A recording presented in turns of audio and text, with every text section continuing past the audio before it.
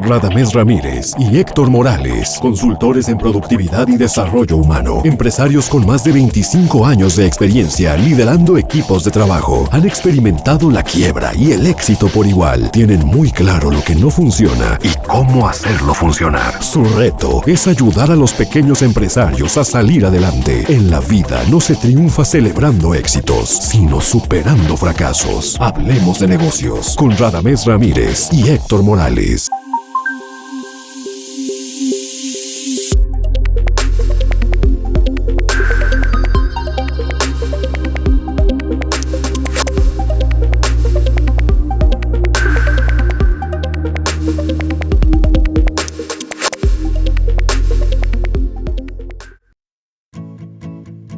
Hoy en Hablemos de Negocios nos acompaña como invitado especial el reconocido empresario Jorge Vergara. Ejemplo de emprendimiento, ya que desde muy joven tuvo distintos trabajos, entre ellos director de Casolar, Grupo Alfa y restaurantero.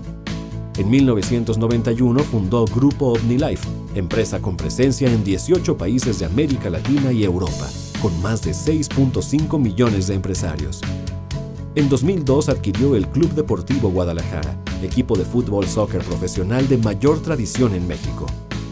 Además de los suplementos nutricionales y el fútbol, ha expandido sus negocios al cine, la música, artes plásticas, editoriales y la arquitectura. Bajo su filosofía de trabajo constante y guía empresarial, ha llevado a Grupo OmniLife a obtener el reconocimiento de Super Empresas 2015, otorgado por Grupo Expansión, así como el distintivo de Empresa Socialmente Responsable, otorgado por el Centro Mexicano para la Filantropía 2016. Su liderazgo ha trascendido a proyectos educativos, culturales y sociales, los cuales ha respaldado y promovido incansablemente hasta la fecha. Continuamos en Hablemos de Negocio. Jorge, muchas gracias por recibirnos. Al contrario, mucho gusto. Quiero compartirte algo importante. En la vida hay personas que dejan huella, que tocan a otras personas. En lo personal, fuiste tú. Yo tuve la fortuna de conocerte hace muchos años. En aquel entonces, yo trabajaba para PepsiCo. Me tocó en un evento en Cancún recibirte. Sí, no recuerdo. Salvador Alba me dijo, tú recibes a Jorge Vergara. En aquel entonces había sucedido lo de la motocicleta, que llegaste con muletas. Me sorprendió mucho, Jorge, en una junta en donde están 45 general managers, entender un silencio absoluto cuando tú hablaste de un concepto que por primera vez yo había escuchado. Le llamaste deseo ardiente. Mi primera pregunta es, ¿qué es el deseo ardiente? Yo lo puedo comprender bien, pero qué mejor que seas tú quien le transmite a las personas que nos hacen el favor de ver este programa, particularmente a quien está diseñado, el pequeño empresario, aquel que está emprendiendo, aquel que quiere salir adelante. ¿Qué es el deseo ardiente, Jorge? Mira, te lo voy a poner porque muchos de los distribuidores me escriben para preguntarme porque me da la impresión de que cuesta trabajo entenderlo. El deseo ardiente es como si ves, ¿qué te puedo decir? Estás enamorado de la mujer más hermosa del mundo y tienes un deseo ardiente de estar con ella. Claro. Es el deseo ardiente, o sea, el deseo ardiente de tener ganas de hacer las cosas, de emprender, es que tienes un deseo verdaderamente ardiente de lograr el resultado. Y es no perseguir dinero, sino perseguir resultados. Y si tienes ese deseo ardiente en la vida, lo vas a lograr. O sea, para mí no hay pierde. Si no lo tienes, difícilmente vas a lograr las cosas. Decía Steve Jobs, lo más complicado en las personas no es que se planteen grandes metas y no las cumplan. El problema es que no se plantea nada. ¿Cómo le podemos hacer para tener un deseo ardiente? Más en estos tiempos en donde mucha gente malamente está desorientada, no tiene motivación, esperan a que venga de fuera y ponemos muchas cosas en responsabilidad de terceros. Mira, somos un país quejumbroso y criticón y pediche además. O sea, nuestra cultura desgraciadamente es, por eso yo digo que te pavimentan el entusiasmo, el deseo ardiente de niño. Si tú te fijas de niño, tú llegas a la escuela y te preguntan, la primera vez que la maestra te pregunta qué quieres ser, y dices, quiero ser presidente de la República, ¿sí? De entrada, si te acuerdas que en la mayoría quieren ser presidentes. Si todos hicieran presidentes estaría cañón, ¿no? O sea, son muchos, pero tienes un deseo ardiente de muchas cosas de niño, después te van pavimentando el entusiasmo y te van convirtiendo en un ciudadano que criticamos y nos quejamos y andamos de pediches. estamos esperando que la solución venga de fuera siempre. Por ejemplo, ahorita actualmente con lo del presidente de Estados Unidos, o sea, creemos que la solución viene de su lado y no entendemos que lo que nos dan es un campanazo para que despertemos aquí en México. Claro. Y que la solución esté interna, no es externa. Entonces, el deseo ardiente para mí es alguien que lo quiere despertar, es que empieza a buscar hacia adentro de él, hace cuántos años dejó de soñar y el último sueño cuál fue. Que era, digo, puede ser desde tener una casa o pagar las deudas o el sueño que más ardiente tenga de aquel entonces, ¿no? Es como cuando te casas, ¿no? Si te fijas, todos nos casamos cuando estás más amolado. ¿Por qué te casas? Porque tienes un deseo ardiente de estar con alguien. Claro. Y sueñas mucho, dices, voy a tener una casa, voy a tener coche, voy a tener dinero para mis hijos, los voy a mantener muy bien.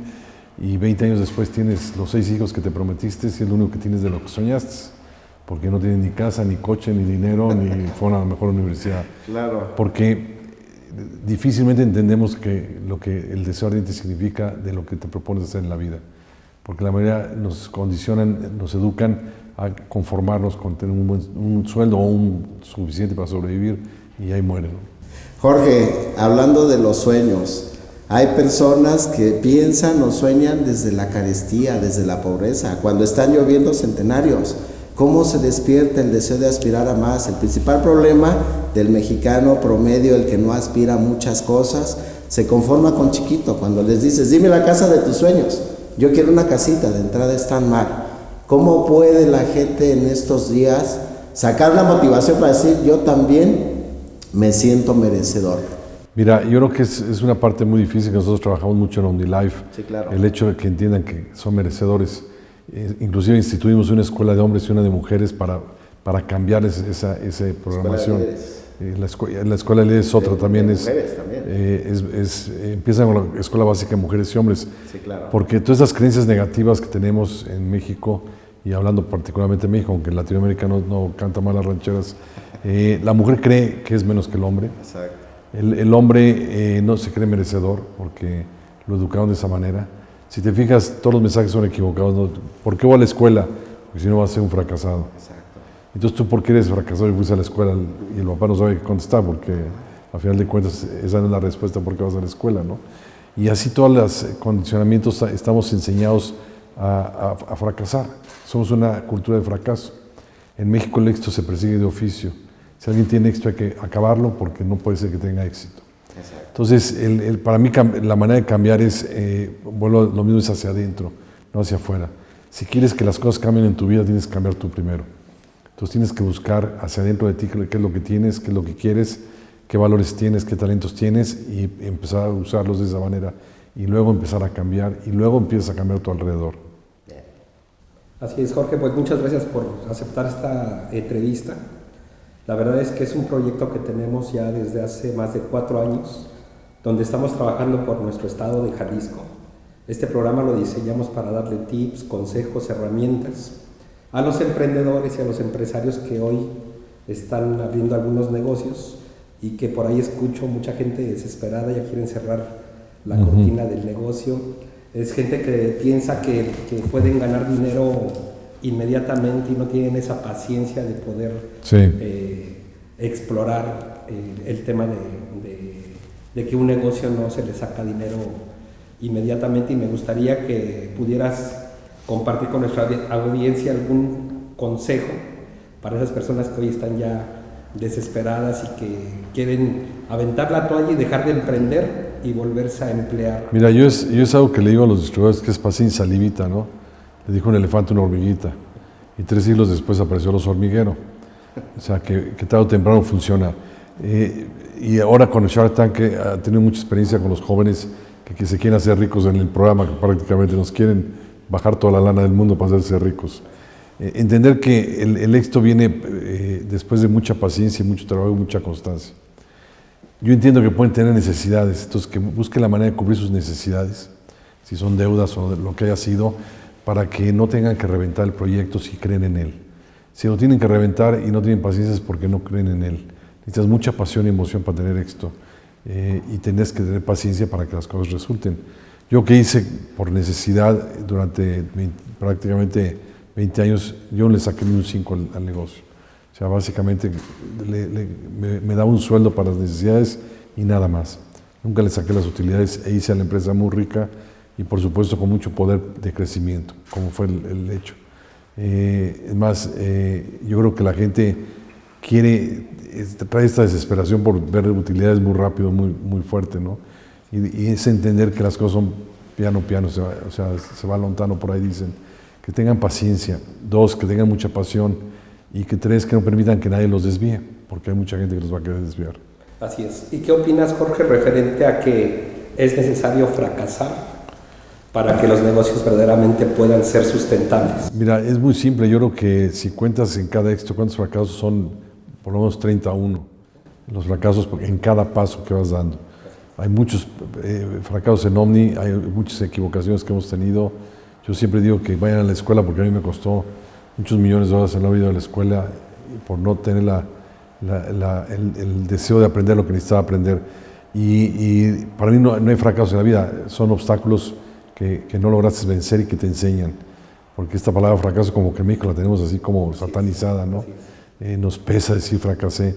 Y el decir me equivoqué, reconocer y corregir es la manera de tener éxito en la vida. O sea, un éxito lleva muchos errores o muchos fracasos de por medio. Jorge, hay una frase que yo la traigo en el corazón y en la mente, y tú la mencionabas desde hace mucho tiempo.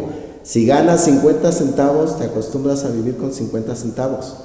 Si ganas miles, te acostumbras a vivir a miles. Hoy, a aquel emprendedor, ¿qué le podrías tú aconsejar para que tenga la capacidad de no dejarse deprimir? Que vea que hay muchas posibilidades. Vivimos en uno de los países más ricos, tenemos todo. Desafortunadamente, lo peor de México en muchas ocasiones es el mexicano envidioso, el que no te permite crecer. ¿Qué les podríamos aconsejar? Mira, yo creo que a final de cuentas, el entender que tus sueños se vayan cumpliendo es tener un plan muy bien hecho. Yo cuando empecé, por ejemplo, pues empecé porque necesitábamos ganar para pagar sueldos. Era el primer paso de los 3 empleos que teníamos. Después empiezas a visualizar lo que vas a crecer, lo que quieres lograr y te pones a perseguir los resultados. Y cuando lo logras, empiezas a soñar. Para mí que eran los sueños era poner una escuela, o sea, poner las escuelas que pusimos, educar, etc. Y bueno, mi estilo era, me aventaba con el sueño, me aventaba con la visualización y lograba. Por ejemplo, cuando decidimos comprar Chivas, yo le dije a los financieros, ¿cuánto necesito crecer para poder pagar Chivas una vez que negociemos los pagos? Y me dijeron, tanto hay que crecer para pagar en 2 años Chivas. Y bueno, me dediqué a crecer para pagar la deuda y lo pagamos en 2 años sin fallar un solo mes, ¿no? Esa es la manera como yo trabajo, visualizo lo que quiero, visualizo lo que hay que hacer y me pongo a hacerlo. Jorge, Walt Disney decía esta frase que es importante: todo se crea 2 veces, primero en la mente y luego en la realidad. A mí me tocó ver cómo construiste varios sueños. Cuando hablabas de la planta más moderna en el mundo, wow, tiempo después, ahí está. Posteriormente, tu deseo de hacer un estadio, uno de los estadios más bonitos del mundo. Yo quiero preguntarte, ¿de dónde alimentas tantos sueños? Yo creo que todos no necesitas alimentar, todos tenemos sueños. La diferencia es que yo no me he dejado que me los pavimenten y me los quiten. Yo me acuerdo muy bien, me encontré al maestro que me lo decía hace 2 años, me lo encontré en un edificio de oficinas, un maestro que me decía que iba a ser un fracasado. Me repetía 10 veces al día, es que tú vas a fracasar porque no sabes matemáticas, porque andas mal en esto, andas mal, no pasas, no estudias, no sé qué.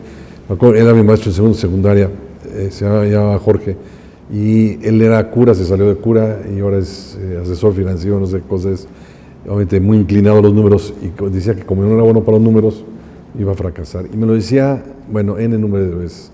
Y me lo encontré y me dice, ¿cómo me equivoqué? La diferencia fue que yo nunca le creí que iba a ser un fracasado. Muchos se la creen cuando te lo están diciendo.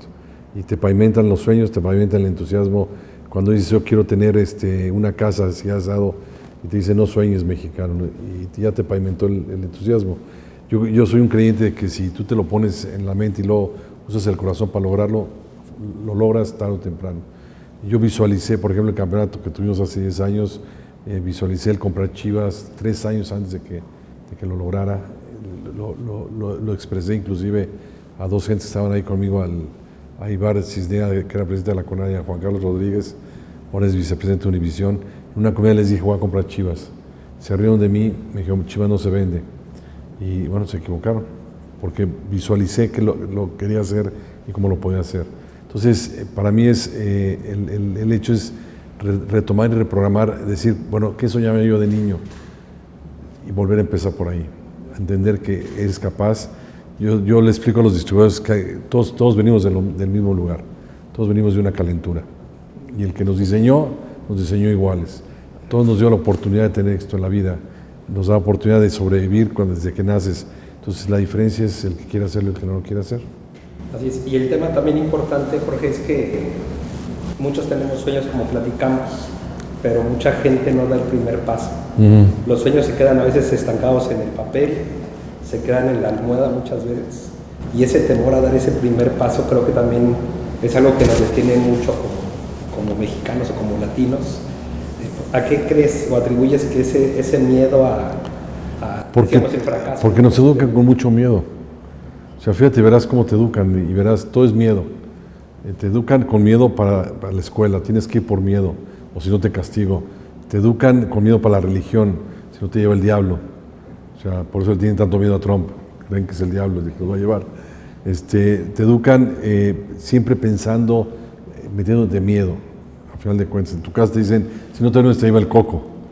Y después la mamá se arrepiente porque ya no puede dormir con la luz apagada porque se lo va a llevar el coco y le dicen, es que no existe el coco, es que tú me dijiste que existía el coco, ¿no? O sea, siempre vamos generando los miedos, que además es algo natural en el ser humano, el generar miedos para evitar que hagamos lo que queremos hacer.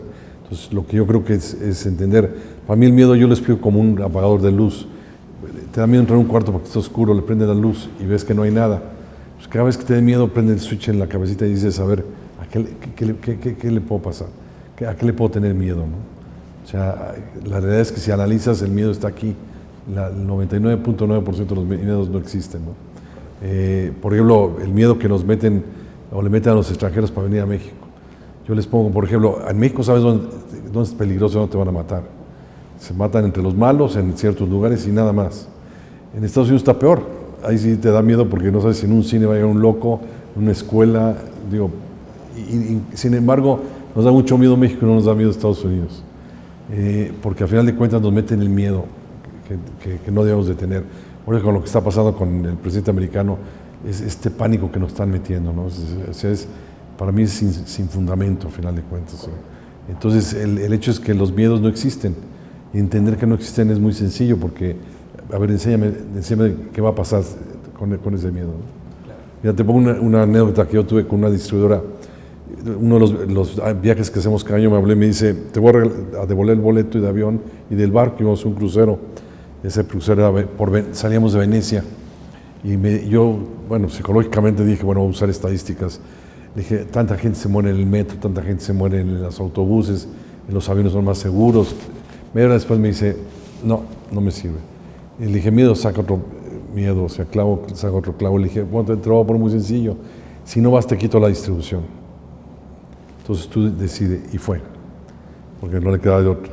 Me acuerdo muy bien verla en el barco llorando, porque me acerqué, porque de fuerte que lloraba, que creí que le había pasado algo, y me acerco y me dice, estoy llorando la emoción por haber venido y por haberte hecho caso, porque me quité el miedo de volar y de venir al mar, que no había volado, y esto es impresionante. O sea, no, le daba miedo volar porque nunca había volado, le daba miedo subirse a un barco porque nunca había ido al mar. Entonces, a la hora que le quité el miedo a través de otro miedo, se dio cuenta que no existían. Y mucho en nuestra vida sucede que la pasamos pensando en cosas que creemos que van a suceder. Así es. Y al final, si hacemos un porcentaje de cuánto estamos mentalizados en eso y que nunca sucedieron, creo que es un desperdicio total. Mira, es por ejemplo las mamás que hacen. Tú sales corriendo de tu casa y te vas a subir un árbol. Tu mamá, con todo y que no puede casi ni caminar, sale corriendo como rayo a decirte, no te subas al árbol, te vas a caer. En lugar de decirte, súbete al árbol, si te caes yo te cacho. Y si te caes, yo te enseño cómo te vuelves a subir para que no te caigas. Es el ejemplo. Siempre es un miedo, ¿no? Yo me acuerdo cuando empecé OmniLife, la familia me decía, oye, ya después de que le platiqué todo el sueño, me decía, ¿qué pasa si se te muere un cliente? Dije, no tengo producto, no tengo empresa, no tengo dinero, todavía no tengo ni el nombre, y ya me estás matando a los clientes, ¿no? Entonces les dije, bueno, pues les voy a vender funerales morados, incluidos en el precio. Y todavía se enojaron porque me burlaban. Le digo, ¿cómo quieren que me dé miedo algo que ni siquiera he empezado? Y esa es la manera que tenemos, es por educación que tenemos ese problema. Jorge, el ser humano es un ser cíclico, somos seres de hábitos. Si en 21 días haces lo mismo, se te queda grabado como un hábito. Los hábitos buenos se convierten en valores o en virtudes, y los hábitos malos se convierten en vicios. Un vicio es llegar tarde, un vicio es que no sepas trabajar en equipo, un vicio es que no te guste lo que haces. Me gustaría que nos compartieras cuáles son los hábitos buenos que a ti te han funcionado. Pues mira, a mí me funciona mucho mis hábitos de disciplina. Y hablando de hábitos, es algo que aprendí en sexto de primaria, cuando estaba estudiando, me acuerdo un hermano franciscano, duró 6 meses hablando de todas las clases del hábito. Yo a los 6 meses ya reventaba el hábito, o sea, le exageró, y después entendí cómo haces los hábitos en la vida y cómo son los que te rigen tu vida. Y para mí he cambiado muchos hábitos en mi vida, desde lo que como, cómo duermo y por supuesto a qué hora me levanto, qué hago para levantarme, y busco que estos hábitos no dejen de existir en mi vida y hacerlos todos los días. Y obviamente creo que el cambiar los hábitos es muy importante porque cambias el cerebro y luego el corazón trabaja, ¿no? Yo creo que las cosas las pensamos pero las realizamos con el corazón. Y hablo del corazón como inteligencia emocional, no con... Y tú ves, por ejemplo, los hábitos de las gentes exitosas y todos siguen sus hábitos muy, muy positivamente. Y obviamente yo tengo uno de los hábitos que más recomendaría es que visualicen y piensen positivo. En lugar de estar pensando en lo que nos falta, que agradezcan en todo lo que tenemos. Y más ahorita, perdón Jorge, más ahorita que está todo este tema de contaminación de información en la televisión, en las redes sociales, es lo que platicamos ayer en el programa de radio. Tenemos que estar pensando nosotros en positivo, como bien dices, y poniendo nuestro granito de arena. O sea, lo demás no lo podemos resolver. Además, ni lo podemos resolver, y además te has dado cuenta de la cantidad de mentiras que están diciendo. Yo no veo noticias, no veo televisión. Hace un mes dije, no voy a volver a ver noticias ni televisión, y la verdad que vivo encantado en la vida sin ver televisión. Y lo que sí te puedo decir es que no creo ni en todo lo que dicen ni en lo que no dicen. Me importa un pepino. O sea, que si Peña Nieto lo amenazó o no lo amenazó, importa un pepino, ¿no? O sea, son cosas que a mí ni me van ni me vienen porque no puedo manejarlas ni cambiarlas. Yo estoy claro de lo que puedo hacer. Es una gran oportunidad esta crisis que se viene. Para mí es un despertar para México, decirnos, güeyes, llevan demasiado tiempo dependiendo de Estados Unidos, cámbienle para otro lado, pónganse a trabajar para lograr otros objetivos. Y obviamente te puedo decir hasta el muro le podemos sacar fruto, ¿no? Le ponemos ciclovías, le ponemos resbaladillas y le ponemos túneles. Tomen la foto en el muro. Le ponemos túneles, imagínate los túneles que puedes hacer a través del muro, y podemos hacer un gran negocio con ese muro. La realidad es que nos la vivimos pensando en la parte negativa, no en la parte positiva. Y cuando aprendes a agradecer lo que tienes, el privilegio que tenemos todos los días, pues creo que agradeces y se vuelve todo positivo. Jorge, bendito sea Dios, casi todas las semanas recibimos a diferentes empresas, particularmente en el rancho, y les hacemos una pregunta obligada. ¿Qué harías si supieras que no vas a fracasar? Me sorprende mucho que no tienen respuestas. Yo lo que quisiera preguntarte es lo siguiente. Has logrado muchas cosas. ¿Qué sigue? ¿Qué sigue? Bueno, en Omni quiero tener 20 millones de distribuidores. Podemos triplicarnos en los próximos 10 años. Obviamente, entre más gente se vista de morado y use los productos más sanos, más gente sana financieramente en todos sentidos. Obviamente, crecer mucho, ir a otros países más, abrir más países como en África que vamos a abrir, en China, etcétera. Y en la parte de fútbol, pues queremos que Chivas se convierta en el sueño que es que 11 mexicanos demuestren en la cancha que sí es posible permanentemente ser campeones, ¿no? Y creo que vamos por buen camino también. Y obviamente en la parte personal tengo sueños de volver a hacer cine, vamos a empezar a hacer cine este año otra vez. Tengo algunos sueños más de cómo contribuir a que este país cambie radicalmente como empresario, desde la parte que somos empresarios, agarrar nuestra chamba, que es ser empresarios, y ser empresarios es reinvertir y crecer y crear más empleos y demás. Entonces pienso hacer un proyecto, tengo la idea de hacer un proyecto de conjuntar empresarios en todo el país para poder hacernos con una meta que es emprender más y tener más confianza en entender que si emprendemos y fortalecemos aquí, ¿para qué queremos andar migrando a otros lados, ¿no? Y la verdad, felicidades, porque a veces le dejamos todo el compromiso y toda la responsabilidad al gobierno. Y qué bueno que esté esa iniciativa, Jorge, de que el sector empresarial podamos unirnos y podamos poner ese granito de arena, porque al final del día somos mexicanos y orgullosamente tapatíos, y creo que es el momento de hacer nosotros también.